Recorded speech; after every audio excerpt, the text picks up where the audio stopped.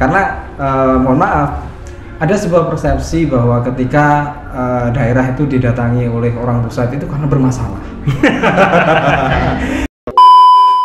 Ini yang udah ada, wah ini sudah nggak bisa dimanfaatin nih, harus bernilai ekonomis, bisa dimanfaatkan, gimana nih caranya? Kirain langsung bisa ditukar tambah gitu aja. Iya. Jadi ngelola barang bukan seperti ngelola mesin air, Pak.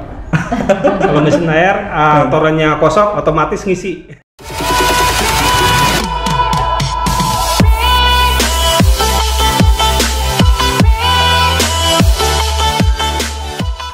Assalamualaikum warahmatullahi wabarakatuh. Selamat pagi Sobat Gude dimanapun Anda berada. Hari ini adalah hari yang spesial untuk KPU Kabupaten Trenggalek, khususnya Gude Gudang Demokrasi, podcastnya KPU Kabupaten Trenggalek. Gude hari ini kayak ketiban durian runtuh. Karena hari ini spesial, kita kedatangan tamu dari Biro Keuangan dan juga dari bagian BMN KPU Republik Indonesia. Telah hadir di depan kita Gus Ipul dan juga Ibu Yayu. Kita akan berbincang ringan terkait dengan ke-BMN-an. Namun sebelumnya kami persilakan Ibu Yayu untuk menyapa Sobat Gude kita, sekaligus memperkenalkan diri, nanti bergantian dengan Gus Ipul. Monggo, kami persilakan, kamera ada di sana. Selamat pagi Sobat Gude, Sobat Gude ya Pak ya? Iya. Nah, tapi saya mau nanya dulu, Gude ini apa? Gudang Demokrasi. Nah, tadi Gudang Demokrasi, artinya hal-hal yang terkait dengan demokrasi ya, tapi tentu ini juga menurut saya ini bagian daripada demokrasi kita ya, bagaimana kita juga membicarakan permasalahan lain terkait demokrasi, yaitu dukungan untuk kelancaran demokrasi. Salah satunya adalah sarana prasarana. Betul, itu yang betul. Perlu saya sampaikan di awal, mungkin itu ya Pak ya. Iya, iya. Saya udah diperkenalkan tadi ya. Saya lebih detail mungkin. Ya, saya Yai Yuliani, saat ini menjabat sebagai Kepala Biro Keuangan dan BMN. Mungkin perlu diklarifikasi karena dulu hanya Biro Keuangan, sekarang dengan struktur organisasi yang baru itu Biro Keuangan dan BMN Barang Milik Negara, di mana dulu BMN ini menjadi bagian daripada Biro Umum. Sekarang digabungkan karena dalam rangka tentu kita ingin lebih meningkatkan pengelolaan BMN yang lebih baik, sehingga struktur organisasi dari BMN yang semula di tingkat eselon 4 sekarang dinaikkan menjadi tingkat eselon 3.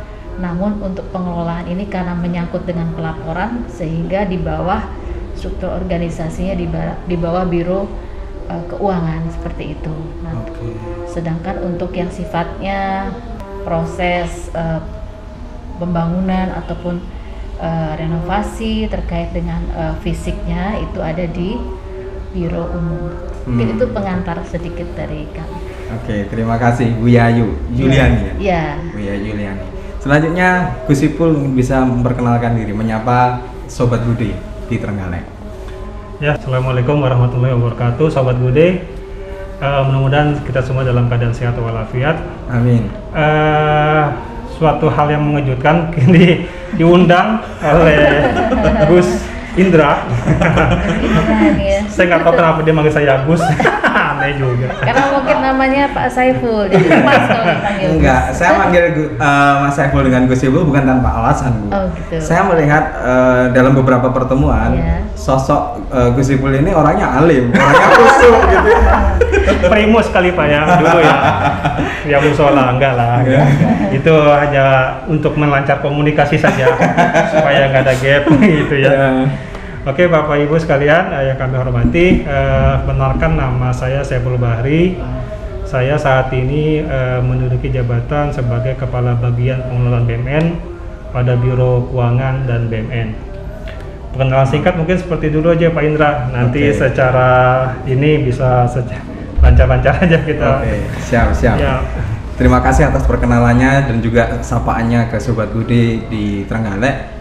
Dari tadi mungkin Ibu menyampaikan BMN, terus kemudian Gus Ipul juga menyampaikan BMN. Mungkin bisa diinformasikan ke Sobat Gude atau juga ke kami, BMN itu apa sih sebenarnya? Ya, atau Gus Ipul. Nah, Pak Gus Ipul. Jadi barang milik negara ini merupakan suatu barang milik negara yang diperoleh atas beban dari APBN atau dari perolehan lainnya yang sah. Nah, perolehan lain sah itu apa aja? Itu ada beberapa hal di sini dibatasi, seperti perolehan lainnya dengan cara hibah atau perolehan lainnya dengan cara transfer gitu ya. Terus tukar menukar atau dengan cara rampasan dari putusan pengadilan gitu. Wah, ghanimah ini ya. Kalau ghanimah dulu kan dibagi-bagi Pak ya. Nasibnya. Kalau sekarang ghanimah masuk ke rampasan yang memang sudah mendapat putusan tetap gitu. Itu masuk ke dalam definisi barang milik negara. Seperti itu. Barang milik negara. BMN. Ada yang menggelitik di benak saya, Gus Ipul dan juga Bu Yayu. Ketika kita ngomong barang milik negara, Ibu dari Jawa nggak sama Gus Ipul? Jawa di Pulau Jawa sih Pak. Pulau Jawa. Bukan suku Jawa. Tapi Jawanya Jawa Barat. Okay. Bisa bahasa Jawa, Jawa Timuran? Bisa. Ngerti Ini lah, ngerti.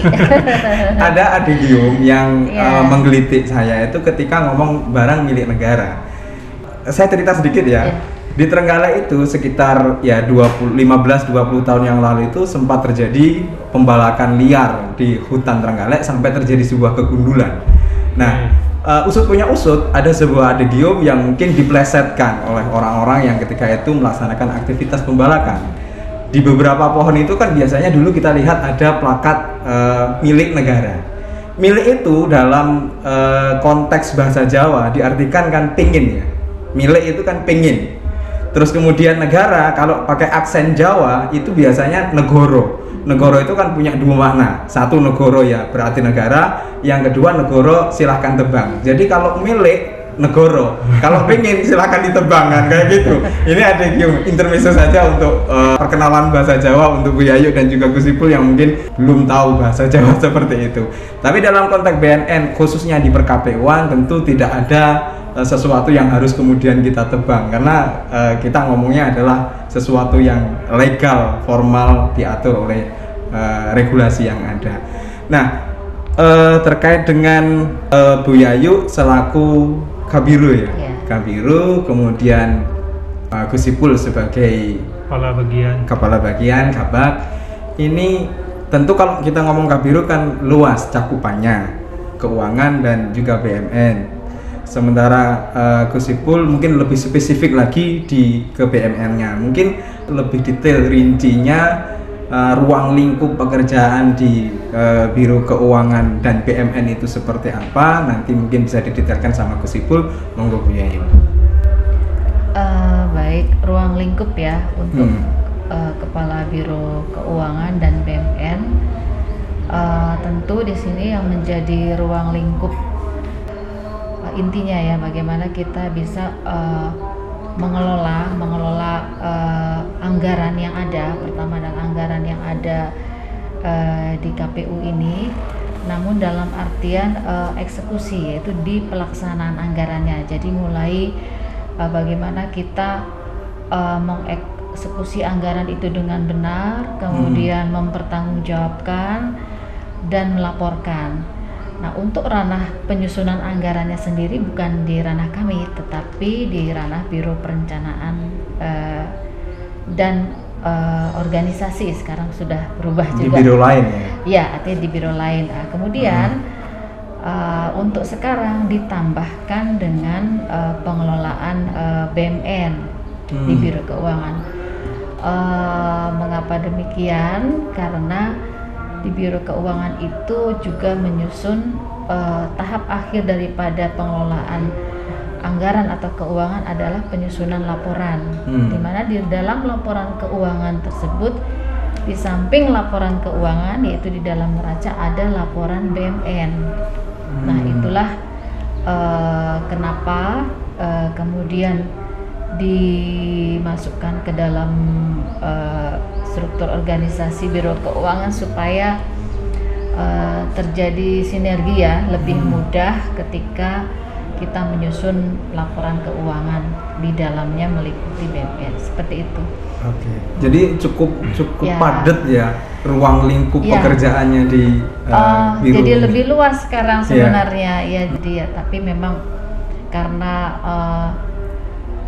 artinya statusnya yang dulu hanya dilakukan setingkat eselon 4 kan sudah dinaikkan. Tentu kita punya kewajiban, artinya ya ini nih sudah dinaikkan nih strukturnya. Nah tentu harus diimbangi dengan output yang baik juga. Nah makanya ke depan ini kami dari Biro Keuangan dan BMN ini terus berupaya bagaimana bisa menata usahakan BMN ini semakin baik ya ke depannya, karena kita itu tantangannya berat, terutama ketika pemilu, karena BMN ini jangan hanya berpikir aset ya. Iya. Nah karena di situ juga ada barang persediaan. Nah ini yang kadang-kadang mungkin orang kalau lihat BMN taunya ya barang aset gitu ya. Meja kursi kayu Ya komputer. hanya itu, padahal di situ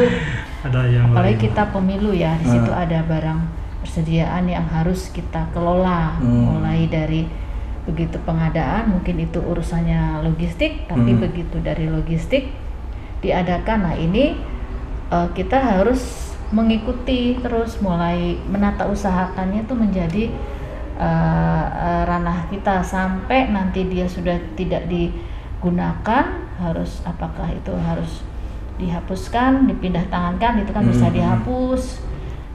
Dihapus itu bisa dijual, bisa dihibahkan, kalau ada nilai ekonomisnya ya dijual dan sebagainya. Jadi itu. Oke. Ya.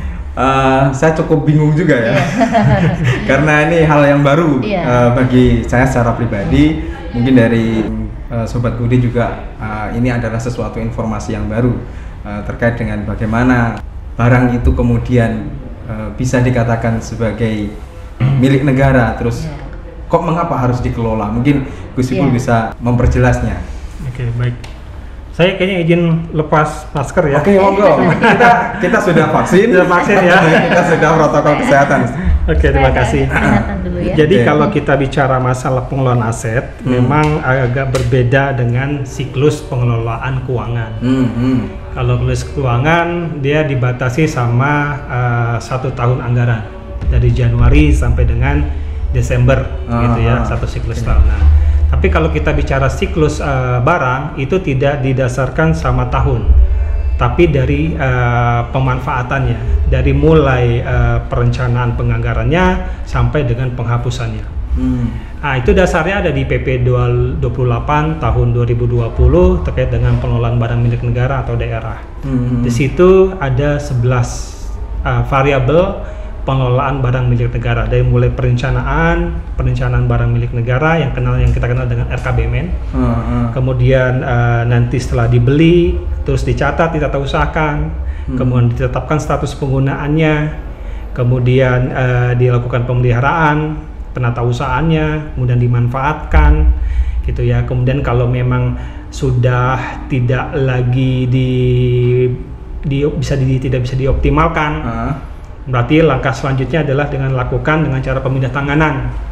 Itu ya, apakah dijual, apakah dihibahkan gitu kan, atau ditukar menukar gitu, itu prosesnya. Kemudian ketika nanti prosesnya sudah dipindah tangankan, kita harus lepaskan tanggung jawab KPA, KPB atau pengguna barang dari pengelolaan barang, yaitu dengan cara penghapusan. Itu tidak lebih dari kurang lebih dari 11 variabel dalam pengelolaan barang milik negara. Siklusnya kayak gitu ya, ada 11 macam variabel Iya. gitu ya. Gini, ini pertanyaan awam Bang. Di depan kan ada mobil nih, Iya. yang kalau menurut analisa kasar kita, Iya. mobil ini sudah nggak layak pakai. Oke. Artinya kalau sesuai dengan geografis Trenggalek, kayaknya sudah nggak bisa buat naik turun ya. Perbukitan ya. Bisa nggak ini dengan serta-merta mungkin kita mau tukar tambah dengan yang baru? Ini prosedurnya seperti apa kalau bisa? Bisa nggak? Ini pertanyaan pertama kayak gitu. Tukar tambah dengan barang yang sama atau tukar tambah dengan apa nih, Pak? Kan ada tuh pihak ketiga yang biasanya jual gitu. beli mobil kayak gitu. Oke, berarti kita masuk ke dalam tema pemindah tanganan. Oh, itu namanya pemindah barang tanganan. milik negara. Pemindah tanganan milik negara itu ada 4 macam. Ya, 4 macam jenis. Pertama adalah hibah. Gitu ya, bentuk pemindah tanganan dengan cara hibah. Kemudian dengan cara tukar menukar. Gitu ya. Kemudian yang tukar menukar hibah, kemudian dengan cara dijual. Gitu ya. Dijual dengan cara dilelang. Kemudian yang keempat adalah penyertaan modal pemerintah. Yang keempat ini dalam hal di KPU tidak kita lakukan karena memang kita bukan PMN ya, kecuali di BUMN lah penyertaan modal pemerintah ya. Tapi yang kita kenal adalah tukar menukar, hibah, tukar menukar dan pemindah tanganan. Dengan penjualan gitu maksudnya.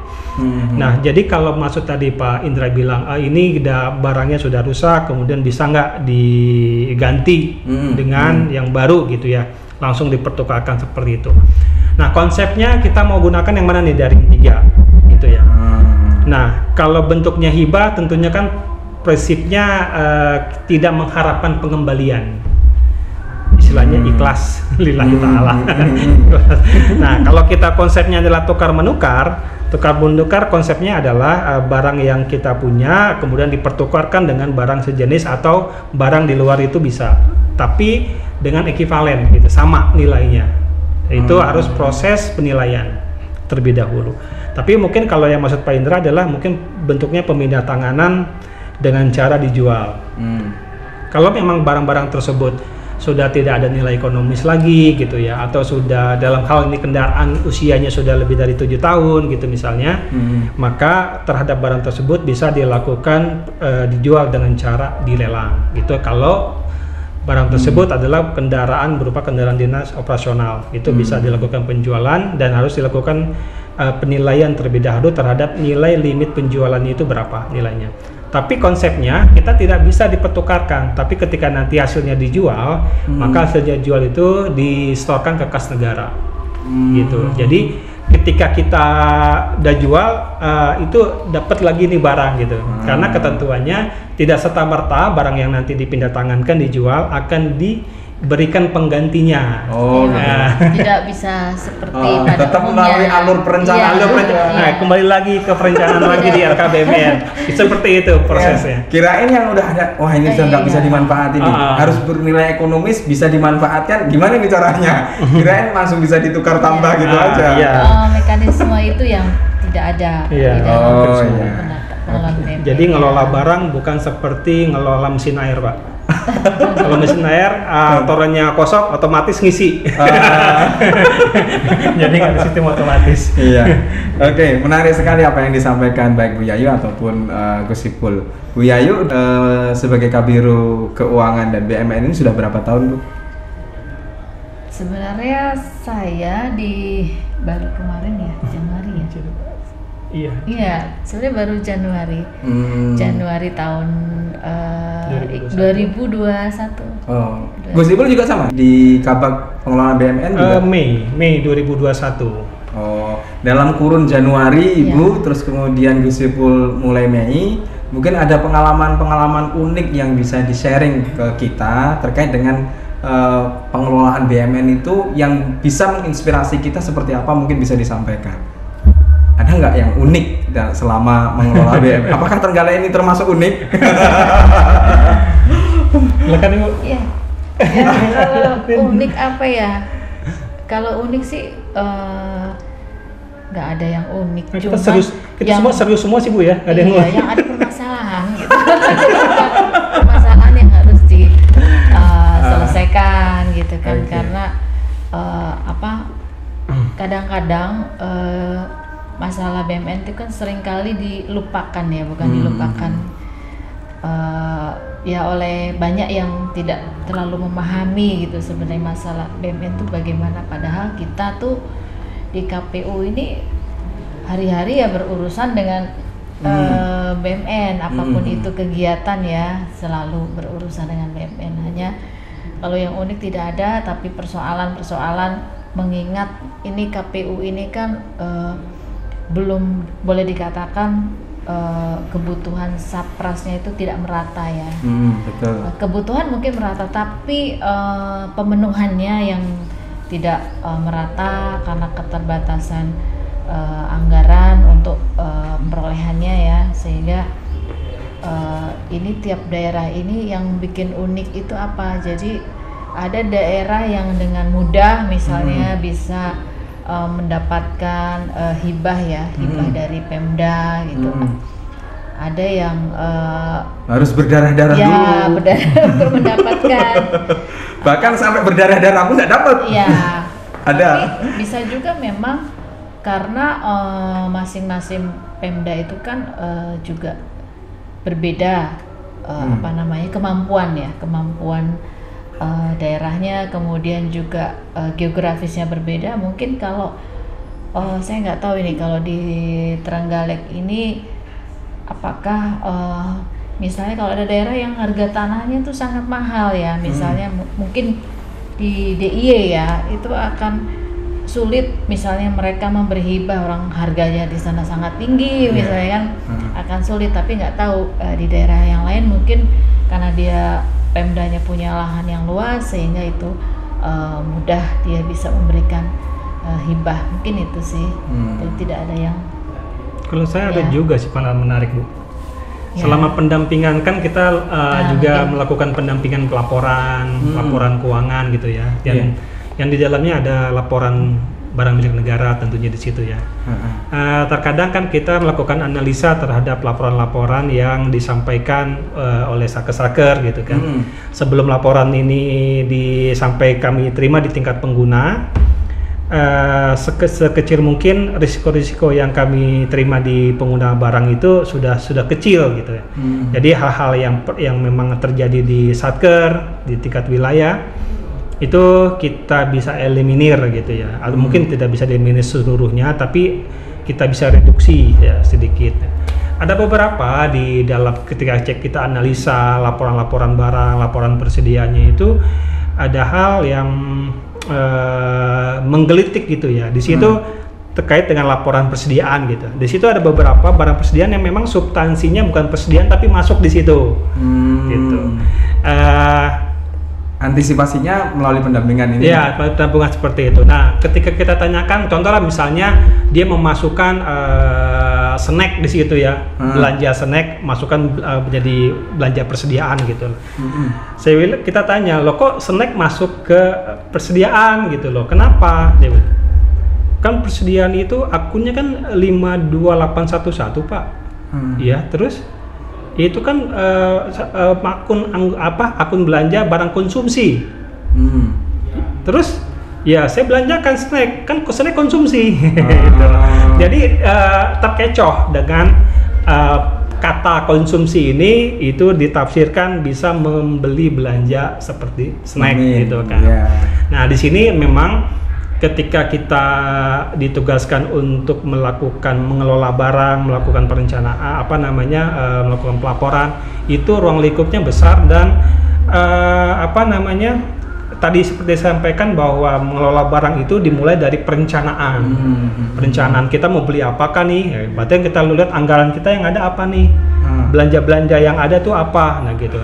Jadi kita harus belajar dari bagian akun standarnya, dari perencanaan anggarannya sampai dengan eksekusi sampai di akhir itu harus selaras.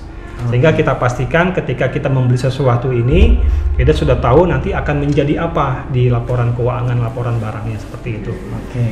Jadi salah satu kedatangan ibu bapak di Trenggalek ini karena mohon maaf, ada sebuah persepsi bahwa ketika daerah itu didatangi oleh orang pusat itu karena bermasalah. Jadi salah satu kehadiran Panjenengan berdua ke sini kan karena untuk pembinaan dan pendampingan tadi ya, bukan karena Trenggalek bermasalah. Itu kan persepsi yang bagaimana dibangunnya tuh. Ya, Ya ini guyonan aja. Tidak harus bermasalah. Nggak harus bermasalah kan. Tentu kehadiran ibu bapak berdua di sini sangat membantu untuk kemudian proses-proses perencanaan, terutama BMN yang menjadi naungan pekerjaan ibu bapak di KPU RI ya. Tadi Ibu juga menyampaikan selain BMN kan yang dikelola juga terkait dengan aset-aset juga kan. Terus kemudian ada nggak hubungannya dengan logistik? Mungkin logistik pemilu itu masuk ke ranahnya BMN atau tidak? Ini mungkin perlu diinformasikan ke Sobat Budi. Iya. Logistik pemilu, salah satu kriteria persediaan itu adalah barang yang digunakan untuk operasional pemerintah. Itu salah satu kriteria persediaan. Nah, logistik pemilu itu berupa surat suara, formulir, kotak bilik, suara, alat coblos, tinta dan sebagainya lah, suatu alat-alat kebutuhan pemilu untuk kita bisa memilih gitu kan, media. Jadi karena tugas KPU adalah sebagai penyelenggara pemilu, maka kebutuhannya adalah berupa tadi surat suara dan lain sebagainya itu kan, alat kelengkapan pemilu. Nah, karena itu bagian dari kelengkapan dalam penyelenggaraan pemilu, maka dia menjadi barang persediaan, gitu barang persediaan. Ya, belanja operasi itu jadi belanja barang konsumsi di situ, karena sebagai barang yang digunakan untuk tugas penyelenggaraan pemilu. Nah, karena sifatnya sebagai persediaan, maka dia harus dicatat sebagai barang persediaan, gitu. Nah, jadi konektivitas antara biro teknis gitu kan untuk menentukan berapa nih dapilnya mana aja gitu kan, ke bagian data berapa jumlah DPT-nya gitu kan, sehingga nanti kemudian yang untuk dipenuhi sama bagian logistiknya atau biro logistik untuk berapa jumlah kelengkapan pemilu ini untuk kebutuhan pemilu. Dan sebegitu juga pun di kami di Biro Keuangan dan BUMN dalam hal mengelola aset, berapa barang yang direalisasikan untuk belanja logistik harusnya sama, harus dipastikan sama dengan jumlah barang yang dibeli, sehingga nanti balance antara neraca keuangannya sama neraca barangnya. Nah, itu konektivitas sih. Ini semakin luas pula. Emang nggak ini gitu. Lebar. Oke, pembahasan kita cukup menarik untuk masalah BMN ataupun juga aset yang kita diskusikan. Kayaknya memang kalau kita ngomongin tentang BMN ataupun juga ruang lingkup pekerjaan yang kita lakukan selama ini tidak cukup waktu, mungkin 1 hari 2 hari untuk membicarakan itu. Kayaknya karena ini hal menarik bisa dibuat serial. Boleh. Ya, minimal untuk hari ini ada jejak digital yang ditinggalkan orang ibu kota untuk Trenggalek melalui podcastnya Budi, podcastnya KPU Trenggalek. Mungkin karena kita ada keterbatasan durasi, ada pesan-pesan untuk satker di dalam pengelolaan BNN yang mungkin sebagai bekal untuk kita tindak lanjuti setelah Bapak Ibu kembali ke Jakarta. Monggo. Kalau kami dari kami tentu marilah ya kita sama-sama KPU ini ya untuk memberi perhatian lebih kepada pengelolaan barang milik negara, karena ini bagian dari tanggung jawab kita sebagai satker. Jadi tanggung jawab itu artinya begini, ketika pemilu itu berhasil dengan baik, tentu juga harus didukung dengan keberhasilan kita di bidang-bidang yang lain yang itu akan memberikan nilai tambah kepada keberhasilan pemilu. Karena ketika pemilu selesai, tentu dukungan terhadap pemilu ini juga akan menjadi penilaian apakah kita melaksanakan pemilu ini sudah akuntabel dari sisi pengelolaan keuangan dan asetnya. Itu saja. Oke. Mungkin Gus Ipul ada pesan untuk kita? Ya, pesannya tetap jaga kesehatan menjelang pemilu 2024 karena tantangannya luar biasa. Ini kita pemilu nanti ini tantangannya berat ya. Luar di biasa, tahun yang sama ada 2 pemilu. Nah, di sini bagaimana nanti kita mengelola barang logistiknya ini. Kita nggak pingin juga kejadian Ya. 2019 terulang dengan banyaknya Iya, korban betul. dari Ya, nah itu. proses Iya. elektoral kita. Ya semoga berhasil semuanya. Amin, amin, amin. Jadi pada prinsipnya kalau mungkin saya bisa tarik benang merah bahwa dalam proses pemilu, baik itu di dalam tahapan ataupun di luar tahapan, tugas kita KPU tidak hanya sekedar pada proses-proses tahapan. Ada hal-hal yang perlu menjadi fokus kita juga, termasuk dalam pengelolaan aset ataupun barang milik negara. Ibu Karo dan juga Gus Ipul, ini yang ringan-ringan saja. Terakhir mungkin kesannya di Trenggalek seperti apa nih? Kan Ibu Karo sudah berapa kali ke Trenggalek? Ini baru pertama. Pertama kali Baru pertama. Gus Ipul juga pertama. Iya, baru pertama ini sekali ke sini. Nyampe sini kemarin udah malam. Udah sore ya, pukul 4 sore. Iya, jadi Sebelumnya ke Madiun. Madiun dulu, sekali jalan beberapa satker. Kesannya masuk di Trenggalek selama 1 hari 1 malam ini kayak apa nih? Menyenangkan. Menyenangkan, Ya, alhamdulillah. ternyata kita baru tahu ternyata Trenggalek itu ada daratan tingginya kemarin ya. Ya, jadi ada katanya dekat pantai ya. Iya, Tapi betul. kita waktu dari Madiun itu kok ini juga Ada ya menembus menanjak bukit, ada ya. ya. Iya, kalau mungkin di Trenggalek lebih lama bisa kita antarkan ke pantainya. Karena waktunya di Trenggalek sampai kapan ini, Bu? Hari ini Hari ini aja siang ya, Iya. iya. Wah, hari ini sudah kembali ke Jakarta. Enggak, ke Jakarta Surabaya sih dulu. besok. Besok. Oh, Kita besok. ke Surabaya. Udah saya kan dulu di ada Oh, di Surabaya. sayang banget nih. Kita belum ngasih durian nih. Ya, supaya nanti kesini lagi. Oke, kita tunggu kehadiran Ibu Karo, Gus Ipul dan juga mungkin rombongan yang lain dari KPU RI untuk datang ke Trenggalek untuk menikmati banyak hal di Trenggalek. Siap. Karena 1 hari 1 malam nggak cukup untuk Iya. bagaimana mengesankan Trenggalek secara utuh. Saya rasa mungkin perbincangan kita sebenarnya asik ya, cuma itu sudah dipanggil-panggil mau Jumatan Iya. itu. Iya. Jadi dengan sangat terpaksa kita harus akhiri dulu perbincangan kita. Dan juga untuk Sobat Gude yang ada di manapun Anda berada yang saat ini sedang nonton, demikian perbincangan kita dengan 2 tamu kita dari Ibu Kota Jakarta, Ibu Yayu Juliani, Kepala Biro Keuangan dan BMN, dan juga Kepala Bagian Pengelolaan BMN, Gus Saiful Bahri.